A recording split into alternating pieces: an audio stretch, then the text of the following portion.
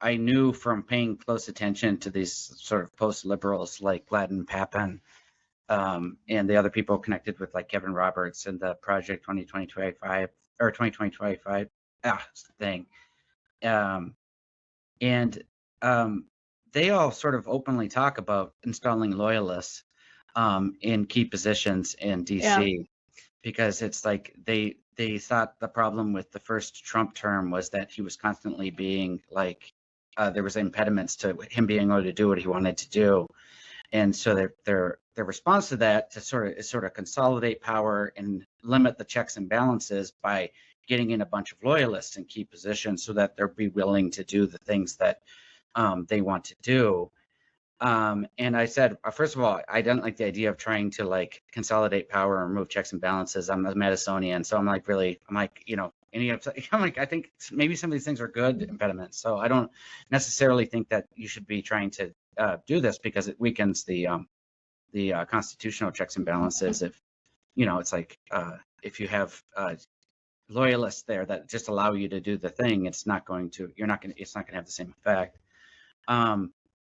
But I said, this is a really bad idea because, I always bring up Machiavelli, how he talks about competence and loyalty, and you want to choose for competence, but, and then make them loyal.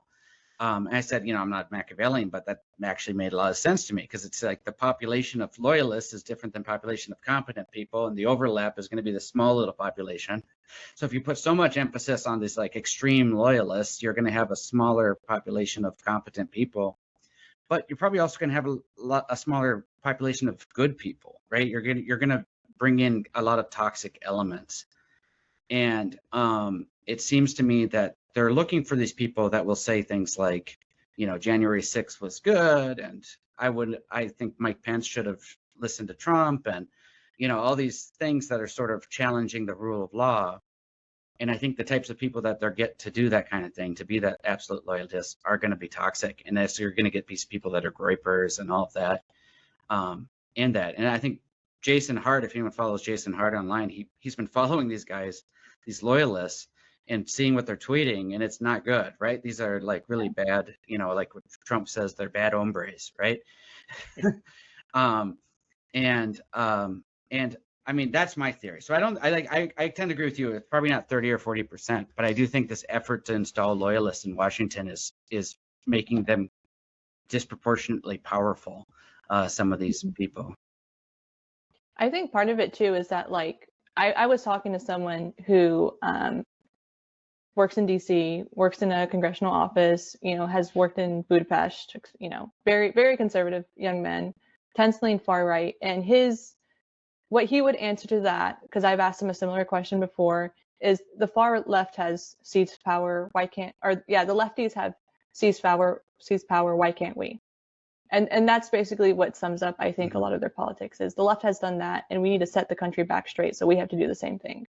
Yeah. And then they don't understand that when the left becomes in power again, that they're it's not gonna, they're not gonna all of a sudden be like, oh, we need to have civil discussion because last time that y'all were in power, you completely took control and we didn't like that. So let's make sure that we, from people on the left, let's make sure that we have, some checks and balances here. No, it's just going to be power grab, power grab, power grab, power grab. And I think that's probably what we're seeing. And when it comes to the loyalist point that you made earlier, I think we saw what happens when loyalists are put in power with the whole Kevin Roberts fallout.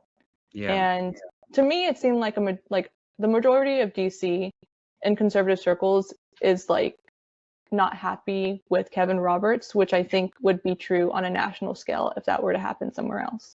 Mm-hmm. Because a lot of people just are like, we're so plugged into DC. And then I come back home to Texas and I talk to my best friend who's a hairstylist. I talk to my other best friend who's an insurance billing specialist, and they have no idea what's going on. And then they'll see like what Nazi, they'll see who's Nick Fuentes, and they'll see clips of Nick Fuentes, and they're not online. These people are not active on Instagram. They're not they have husbands, they have long-term boyfriends, they have families that they take care of, and they're just like, I don't understand what's going on.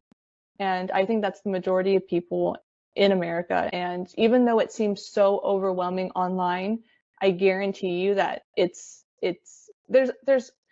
more signs of hope than there are for complete, like this country is going to hell, like Tim Pool said the other day or tweeted.